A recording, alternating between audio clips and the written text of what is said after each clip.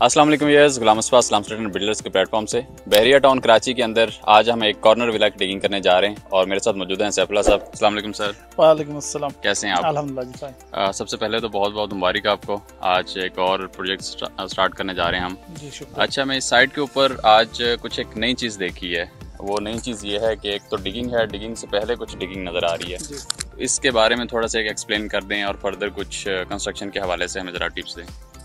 अच्छा, इसमें ये होता है कि बहरिया टाउन टाइम टू टाइम अपनी कंस्ट्रक्शन को सिक्योर करने के लिए, अपनी जो उनकी सर्विसेज है उनको सिक्योर करने के लिए डिफरेंट एडिशन उसमें करता रहता है। उस एडिशन में से एक ही एडिशन है, इसको हम मैनुअल ट्रंच कहते हैं।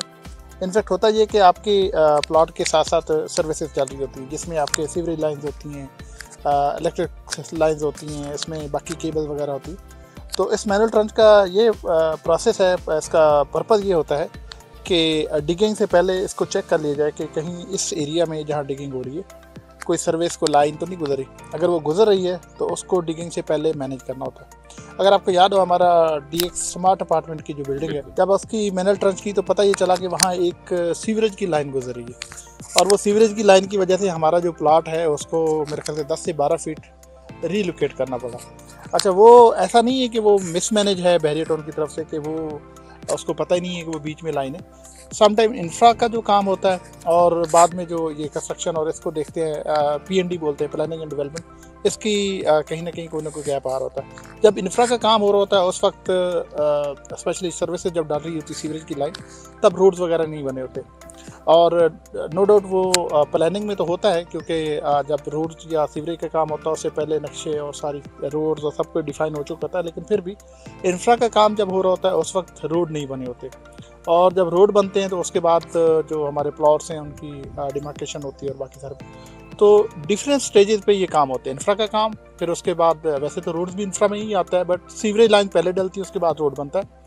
फिर जब प्लॉट्स की पोजीशन दी जाती है तो वो थर्ड स्टेज पे आता है। तो एक स्टेज दूसरी और तीसरी स्टेज के बीच में टाइम का भी गैप होता है और time to time on ground जो कंस्ट्रक्शन की फील्ड में जिसे कहते हैं इश्यूज होता है, उनको सॉर्ट आउट करने में समटाइम इस तरह की वेरिएशन आती हैं कि आपको ड्रैंक से हट के कहीं को लाइन डालनी पड़ती है, या सीवरेज लाइन जा रही है, बीच में आगे कोई ऐसी चीज़ है जिसकी वजह से आपको कोई टर्न लेना पड़ रहा है, या आपको कहीं कोई लाइन कनेक्ट करनी पड़ रही है, या उसको जो एग्जैक्ट प्लानिंग से हट के उसको कुछ करना पड़ रहा है। तो ये टाइम टू टाइम ऐसी चीज़ें होती हैं। ये फला नहीं है, बट ऑन ग्राउंड कंस्ट्रक्शन की जिसे कहते हैं रिक्वायरमेंट होती है। तो मैंने स्मार्ट अपार्टमेंट की लोकेशन का एग्जांपल दी कि वहाँ पे एक ऐसी क्रॉस लाइन थी जिसकी वजह से हमें 10 से 12 फीट का प्लाट को रिलोकेट करना पड़ा।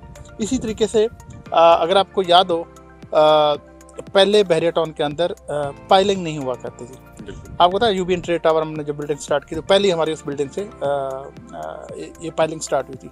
वो क्यों स्टार्ट हुई थी? क्योंकि वहाँ खुदाई ज़्यादा होती है, आपको एक बेसमेंट या 2 बेसमेंट की तरफ जाना पड़ता है, 10-12 फीट 14 फीट या उससे भी शायद ज़्यादा।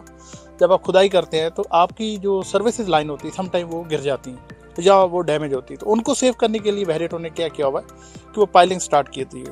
क्योंकि ये रेजिडेंशियल प्लाट है, इसमें खुदाई ज़्यादा नहीं है, लेकिन फिर भी इसकी सर्विसेज लाइन को सेव करने के लिए, अपनी एमिनिटीज़ और बाकी चीज़ों को सेव करने के लिए, इवन समटाइम ट्रीज़ बीच में जो दरख्त लगे होते हैं उनको सेव करने के लिए, उनकी जड़ों को देखने के लिए, बाकी चीज़ों को देखने के लिए हमने एक वीडियो भी बनाई है, जिसमें हमारे एक विला हमने बना दिया तो उसके सामने बिल्कुल एक दरख्त आ रहा है। अब उस दरख्त को सेव करने के लिए नीचे जो स्लीव्स डालनी है उसके लिए कोई जुगाड़ लगाने की कोशिश की जा रही है कि दरख्त भी बच जाए और स्लीव भी डाल जाए। तो ये वो सारी कोशिशें हैं, ये वो सारी इनफैक्ट प्लानिंग है, इनफैक्ट ये जिसे कह रहे हैं दूरअंदेशी है कि बहरिया टाउन इस तरीके के एडिशन करके अपने प्लांट्स को भी सेव करते हैं, अपनी एमिनिटीज़ और फैसिलिटीज़ को भी सेव करते हैं, सर्विसेज को भी सेव करते हैं, और फ्यूचर में खुदा ना खास्ता किसी की बड़े प्रॉब्लम या किसी बड़े इशू को सेव करने के लिए ये चीज़ें करते हैं। हाँ, एज ए बिल्डर मैं अगर कहूँ तो ये एक प्रॉब्लम है, क्योंकि इसकी वजह से आप समझेंगे 2 से 3 हफ्ते टाइम भी ज़्यादा लगता है। नए हमारे जो क्लाइंट्स हैं उनको अगर बताने जाएं कि भाई आपके घर पे खुदाई हो गई है, तो वो खुदाई या वो डिगिंग सिर्फ मशीन वाली समझते हैं, इस मैनुअल ट्रंच को वो नहीं समझते। ठीक है, तो वो टाइम टेकिंग ज़रूर है। फिर इसकी मैनुअल ट्रंच बोलते हैं, ये होती है, फिर उसकी इंस्पेक्शन होती है, फिर वो सबमिट होती है, पोर्टल पे अपलोड होती है, उसके बाद जाके हमें अगला प्रोसेस होता है। टाइम टेकिंग है। इसके बाद जिसे कहते हैं कि ये एक एक्स्ट्रा एक्सरसाइज ज़रूर है, बट मैं समझता हूँ कि ये वो सारी चीज़ें हैं जिसकी वजह से आज बहरिया टाउन का इंफ्रास्ट्रक्चर, बहरिया टाउन की फैसिलिटीज़, एमिनिटीज़ जो हम इंजॉय कर रहे हैं, उनके पीछे ये छोटी छोटी इस तरीके की बहुत सारी काविशें हैं, बहुत सारी जिसे कहते हैं एफर्ट्स है। बैरियर टाउन मैनेजमेंट को मैं जो है हमेशा मैं इस चीज़ को एडमायर करता हूँ और इस चीज़ को एक्नॉलेज करता हूँ कि बैरियर टाउन की मैनेजमेंट बहुत टॉप क्वालिटी की सर्विसेज को लेके जा रही, बहुत लॉन्ग टर्म की प्लानिंग है। और ये वो प्लानिंग है जो 100 साल 200 साल की लंबी प्लानिंग है। अदरवाइज हम दूसरे प्रोजेक्ट्स में देखते हैं, स्पेशली गवर्नमेंट के प्रोजेक्ट्स में देखते हैं कि बिल्डिंग बन जाती है, उसके बाद इन चीज़ों को देखा जाता है। रोड बन जाता है, फिर उनकी खुदाइयों की सर्विसेज डल रही थी। रोड बन जाता है, फिर एक सर्विस डलती है, फिर वो रोड दोबारा बना के फिर दूसरी सर्विस वाले आ जाते हैं। तो खुदा ना खास्ता वो मिस मैनेजमेंट होती, मिस प्लानिंग होती। तो यहाँ ये अच्छी बात है कि एफर्ट हमें ज़रूर करना पड़ती है, हमें टाइम ज़रूर लग जाता है, हमें प्रॉब्लम ज़रूर होती है, बट हमारे ही लिए, हमारी फ्यूचर के लिए, हमारे इन सारे कस्टमर्स की रिहाइश के लिए, इनकी लॉन्ग टर्म प्लानिंग जो है उसको मैनेज करने के लिए, अच्छी तरीके से चलाने के लिए ये सारी सर्विसेज हैं। और अगेन एफर्ट ज़रूर है, बट ये एक बहुत अच्छी चीज़ है। Sir thank you so much. शुक्रिया जी।